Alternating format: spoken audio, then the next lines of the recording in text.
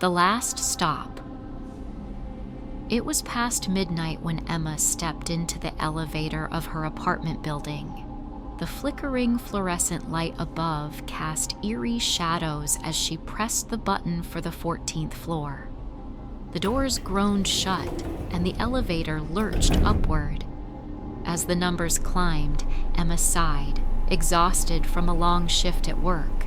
But then, just as the elevator reached the 7th floor, it shuddered violently and stopped. The lights dimmed, leaving only the red emergency glow. Emma pressed the buttons, trying to restart the lift. Nothing. She reached for the emergency phone, but there was no dial tone. The silence was thick, pressing in on her from all sides. Then, a soft sound. A whisper. Emma's breath hitched. She turned slowly, heart pounding, but she was alone. Wasn't she? The whispering grew louder, forming incomprehensible words. It came from above, from the small vent near the ceiling. A chill ran down her spine. Then the vent grill rattled. Something was moving up there. With trembling hands, Emma reached for her phone. No signal. The whispering turned into raspy breathing. The sound of nails scraping metal sent a jolt of terror through her. The elevator dropped a few inches. She screamed, clutching the railing. The doors trembled as if something was pressing against them from the outside. Slowly, a single blood-stained finger slipped through the gap between the doors. Emma stumbled back, pressing against the wall. Her mind screamed at her to move, to do something, anything, but she was frozen in place. The finger curled, scratching against the metal. Then, a voice, just above her ear. "You shouldn't have taken the last ride!" The lights flickered back on. The elevator jolted and continued its ascent. The doors slid open on the 14th floor. Emma bolted out, panting. She turned back, expecting to see someone, something inside.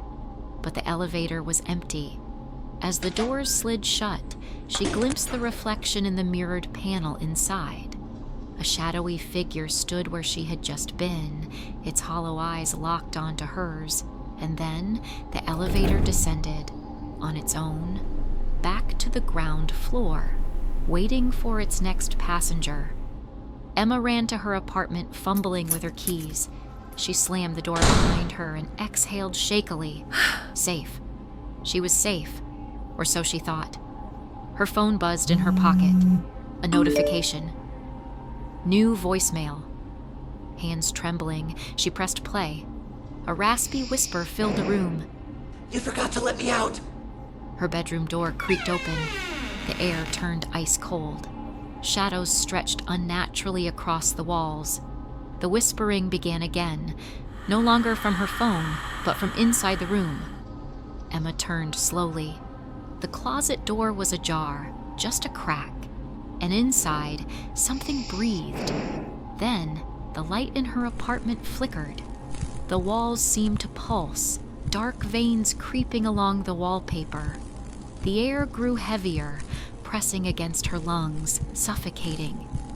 A slow, dragging sound came from inside the closet. Something shifted in the darkness, the floor creaking under its weight. Then, a single, skeletal hand emerged, gripping the doorframe. The nails, long, jagged, caked with dried blood, scratched against the wood. Emma couldn't move. Her body refused to obey.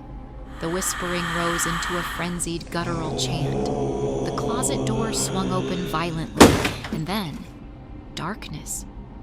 The next morning, the elevator dinged on the ground floor. The doors slid open, empty, except for a single set of bloody footprints leading inside. Hours later, a maintenance worker entered the elevator to inspect a reported malfunction. The doors shut behind him. The buttons flickered erratically, selecting floors at random. A sharp whisper echoed from the vent above. The worker turned, confused. Then, his reflection in the mirrored panel slowly smiled, though he hadn't moved his lips.